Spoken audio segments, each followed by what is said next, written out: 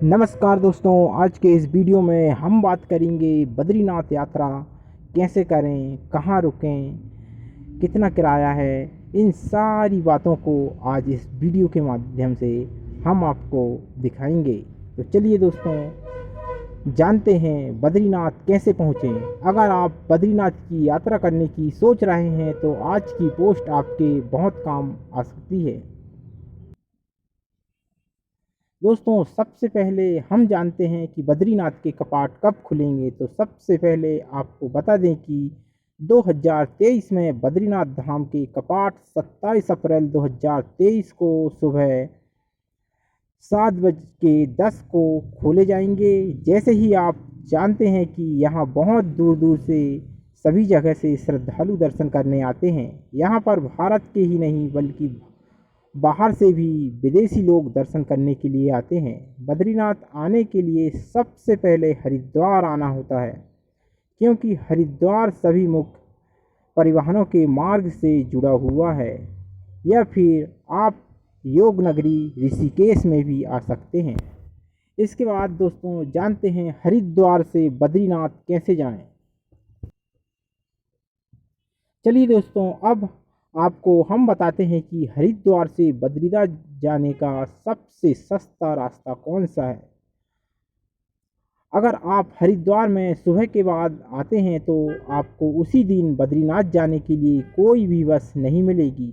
हरिद्वार से बद्रीनाथ की यात्रा 316 किलोमीटर के आसपास का है और योग नगरी ऋषिकेश से बद्रीनाथ के लिए 290 किलोमीटर का रास्ता है।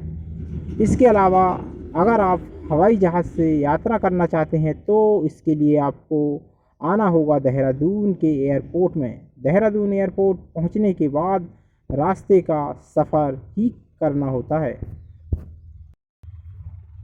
आइए दोस्तों, जानते हैं हरिद्वार से बद्रीनाथ का किराया।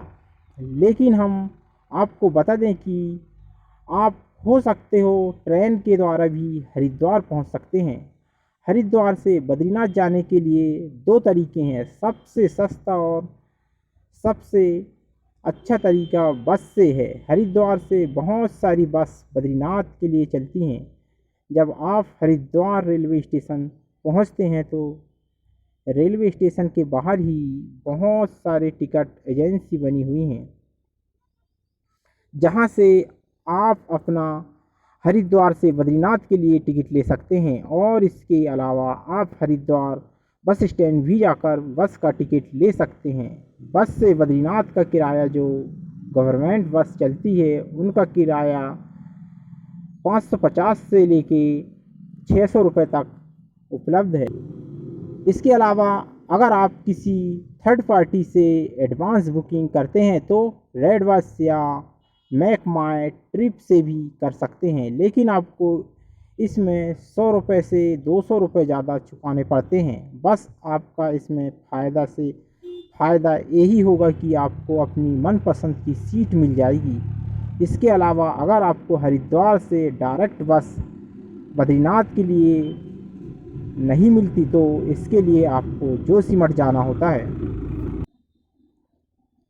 क्योंकि बद्रीनाथ के लिए शाम को कोई भी बस नहीं मिलती। क्योंकि बद्रीनाथ का रास्ता बहुत ही खतरनाक है, इसलिए कोई भी वाहन को शाम के लिए रोक दी जाती है। कोई भी वाहन को शाम को जोशीमठ के आगे जाने नहीं दिया जाता। इसलिए आप हरिद्वार से जोशीमठ बस के द्वारा चले जाइए। फिर दूसरे दिन सुबह सुबह वहाँ पर बहुत सारी टैक्सी चलती हैं और 100 रुपये का किराया लेती हैं, जिससे आप बद्रीनाथ तक जा सकते हैं। अगर आप देहरादून हवाई जहाज़ से आए हैं तो देहरादून पहुंचने के बाद भी देहरादून से सुबह 4 बजे से 7 बजे तक 3 से 4 बसें बद्रीनाथ के लिए चलती हैं।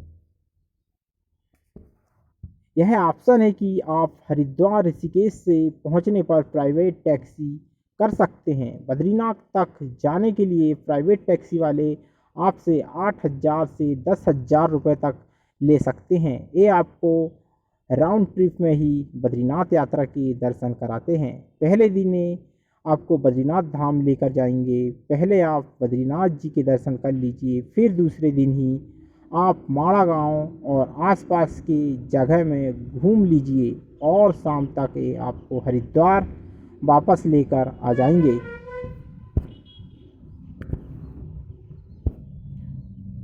अब बात करते हैं दोस्तों बद्रीनाथ की चढ़ाई कितनी है। तो आपको बता दें कि बद्रीनाथ लगभग 3100 मीटर की ऊंचाई पर स्थित है। उत्तराखंड के हिमालयी गढ़वाल क्षेत्र में बद्रीनाथ शहर में स्थित यह मंदिर समुद्र तल से कुल 1200 फीट की ऊंचाई पर स्थित है। बद्रीनाथ मंदिर के ठीक सामने ही भव्य नीलकंठ की चोटी है। यह मंदिर जोशीमठ से लगभग 45 किलोमीटर की दूरी में स्थित है, जो कि एक बेस कैंप भी है। इसके बाद जानते हैं दोस्तों बद्रीनाथ में कहाँ रुकें।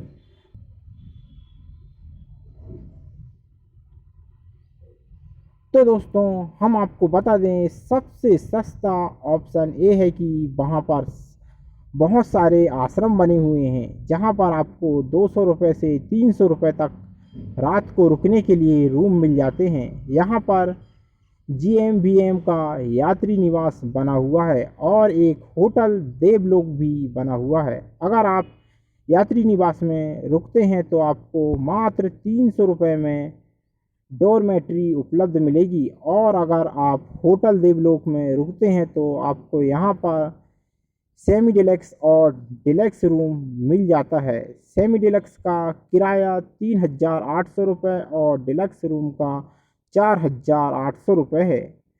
और अगर आप यहाँ पर रुकते हैं तो आपको यहाँ पर नाश्ता, लंच और डिनर सब मिलता है। दोस्तों यदि आप यात्री निवास में रुकते हैं तो आपको यहाँ पर से 300 रुपये में डॉर्मेट्री ही मिलती है।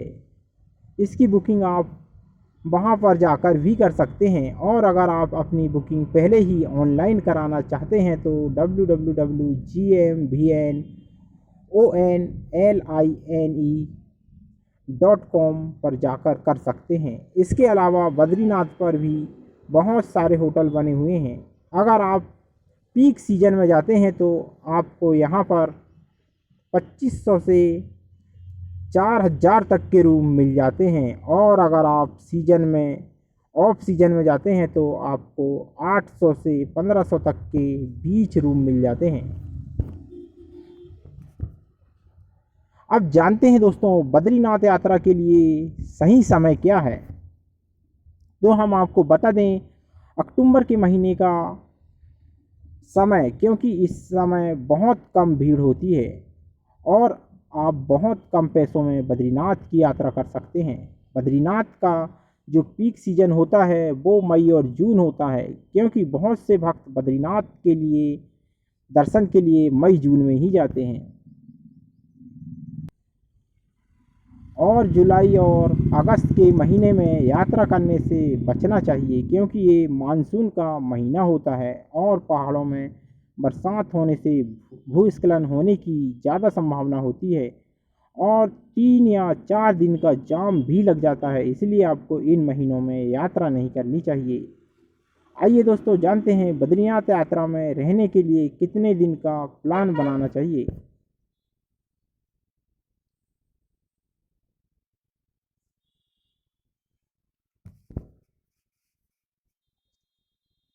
आइए दोस्तों जानते हैं बद्रीनाथ में खाने पीने की व्यवस्था क्या है। तो हम बता दें आपको बद्रीनाथ में आपको खाने पीने की कोई भी दिक्कत होने वाली नहीं है। यहाँ पर भी आपको थाल सिस्टम देखने को मिल जाता है। 100 से लेकर 150 तक की थाली का खाना आपको मिल जाता है, और आपको यहाँ पर साउथ इंडियन खाना खाने को भी मिल जाएगा।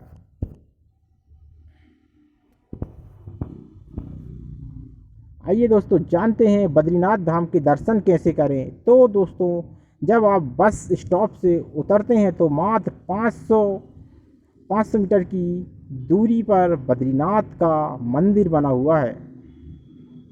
आप मंदिर पहुंच जाएं, मंदिर परिसर में ही जल कुंड बना है। आप चाहे तो वहां पर नहा भी सकते हैं। इसके बाद आप मंदिर जाकर लाइन में लग जाएं। अगर आप मई जून के महीने में दर्शन करने जा रहे हैं तो आपको दर्शन करने के लिए 3 से 4 घंटे लाइन पर लगना पड़ता है। और अगर आप ऑफ सीजन में जा रहे हैं तो आपको दर्शन के लिए आधे से 1 घंटा लगता है।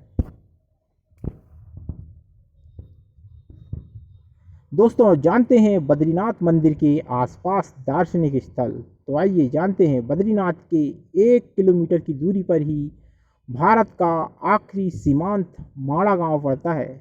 माड़ा गांव जाने पर आप यहाँ 3 या 4 जगह घूम सकते हैं। आपको वहाँ पर व्यास गुफा देख सकते हैं, वहाँ पर दर्शन करने चले जाएं। यहीं में गणेश गुफा भी है और वहीं भी दर्शन कर सकते हैं। और यहीं से बोला जाता है कि पांडव स्वर्ग जा रहे थे और भीम ने एक रास्ते में शिला डालकर नए पुल का निर्माण कर दिया था। तो आप वहाँ पर भी जाकर उस शिला को देख सकते हैं।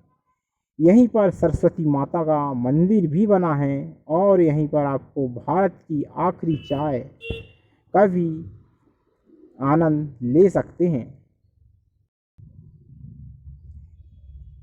इन सब जगह घूमने में आपको ज़्यादा समय नहीं लगने वाला है। 1 से 1.5 घंटे में ही आप ये सब जगह घूम सकते हैं। दोस्तों, आपको बता दें कि बद्रीनाथ के लिए ई पास की आवश्यकता होती है। दोस्तों, आप कोई भी 4 धाम की यात्रा करते हैं तो आपको ई पास बनाना अनिवार्य है। इसके लिए आप devasthan.uk.government.in की वेबसाइट पर जाकर भी अपना पंजीयन करा सकते हैं।